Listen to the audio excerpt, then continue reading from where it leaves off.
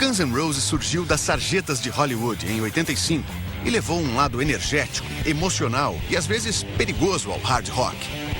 O estilo musical, a presença de palco e a imagem de bad boy seriam adoradas pelos fãs que haviam se cansado do metal glam. Individualmente eram 5 músicos talentosos. Slash, to me, is one of the greatest guitar players I've ever heard in my life. He just plays from the heart. He comes from the blues rock style. He's got great chops. It never looks like he's struggling. It never looks like he's trying too hard. It never looks like he's ever kind of lost. It's an effortlessness that I certainly wish that I had. You really didn't know what he looked like. I mean, his hair covered his face, and he always had the signature top hat, but it fit the band so well. He was so perfect for that time and that place. Well, Izzy was always, the secret weapon, because Izzy wrote more songs than you thought, and wrote more great riffs than you thought. He was like a refreshing guy to see in a band because he was a classical rhythm guitar player, playing chords and help structuring and fill out, songs and things like that. Izzy was a quiet guy. He really never indulged in the fame and stardom of Guns N' Roses. He really was, I think he was more of a songwriting type of person. I think he kept mostly to himself. Duff McKagan, he was the punk soul of the band. He was also a peacemaker because he grew up the youngest of, I think it was 8 kids. He learned how to compromise. He's one of the best pick-style rock and roll bass players there is out there, period. And he's always like the coolest guy. Always had girls. I mean, I looked up to him, not just because he's 7 feet tall. Stephen was a perfect drummer for Appetite. He had a small kit, and he just cut it. It was a kick and snare and the hi-hat and one cymbal on the floor tom, and it was just all about the groove and all about the bounce and all about just locking in with Duff. He just seemed like the nice guy that he got mixed up with the wrong crowd, The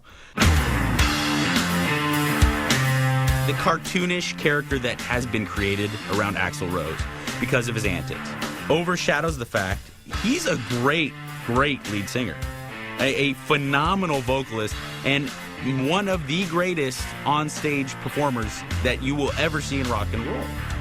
The kind of traits that make a really great frontman don't make, oftentimes, a happy person or a person easy to deal with. I think he's like one of those guys. It's one in a million that they just don't come along every day. I mean, I don't know anybody who gives that much every show like Axl did. And he was nervous every time and insecure, and it all came out on stage. What I love about Axl is that there's always that element of what makes rock and roll exciting, which is so lacking these days, which is that you never know what's going to happen next. Se imprevisível é igual a excitação, então o Guns N' Roses tinha mais excitação do que podiam aguentar no início. Nenhum deles tinha um lugar para dormir, nem dinheiro para comer. Uma das vantagens de estar numa banda de rock em Sunset Boulevard nos anos 80 era conhecer muitas strippers. Took care of us, supported us. I don't think we could have actually made it. Because, I mean, we were living in a studio, no bathroom. It was like a 12 by 12 room behind Guitar Center.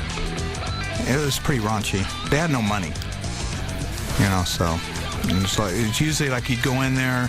I would come in there because I worked construction back then, and I would come in there at like 3:30 in the afternoon, and I'd open up the door, it'd be pitch dark. There'd just be bodies all over the floor. You didn't know band members, chicks, whatever.